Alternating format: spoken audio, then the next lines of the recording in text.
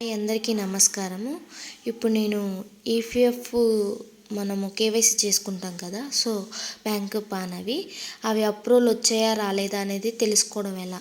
So first మనం Google అయితే open చేసేసి అందులోకి వెళ్ళి ఈపీఎఫ్ అని కొట్టామనుకోండి వచ్చేస్తుంది. ఎంప్లాయీ ప్రౌడ్ ఫండ్ అని చెప్పేసి ఓపెన్ అవుతుంది.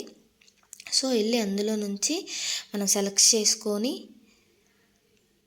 అయితే సైట్ చాలా స్లో ఉందన్నమాట, తిరుగుతూ ఉంటుంది. సో స్పీడ్గా ఉన్నప్పుడు వెంటనే ఓపెన్ అవుతుంది.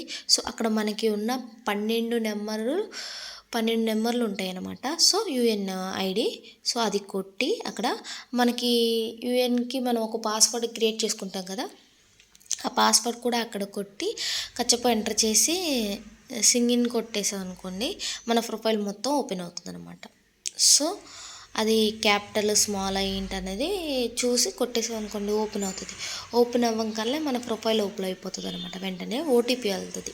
మన ప్రొఫైల్ ఓపెన్ అవ్వడానికి ఆధార్కి లింక్ అయిన ఫోన్ నెంబర్కి వెంటనే ఓటీపీ వెళ్తుంది అనమాట. సో ఆ యూఏఎన్ ఎవరైతే మనం ఎంటర్ చేసామో వాళ్ళ ఆధారు నెంబర్కి లింక్ అయిన ఫోన్ నెంబర్కి ఓటీపీ వెళ్తుంది. వెంటనే వాళ్ళకి ఫోన్ చేసి, లేకపోతే మనము ఎవరైతే వాళ్ళు వెంటనే ఆ ఓటీపీ చూసుకొని ఆ ఓటీపీ అక్కడ ఎంటర్ చేసుకోవాలన్నమాట.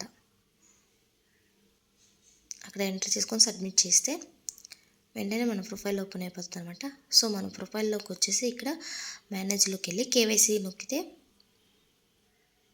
కేవైసీ దగ్గర అది కొంచెం చూడండి, మనం ఇచ్చిన కేవైసీ మొత్తం ఓపెన్ అయిందనమాట. సో అక్కడ అప్రూవల్ వచ్చిందనమాట. పాను బ్యాంక్ అనేది మొత్తం అప్రూవల్ వచ్చింది వేరే వాళ్ళు ఇస్తే. సో అలా ఒక్కొక్కలే రిజెక్ట్ అయిపోతాయి.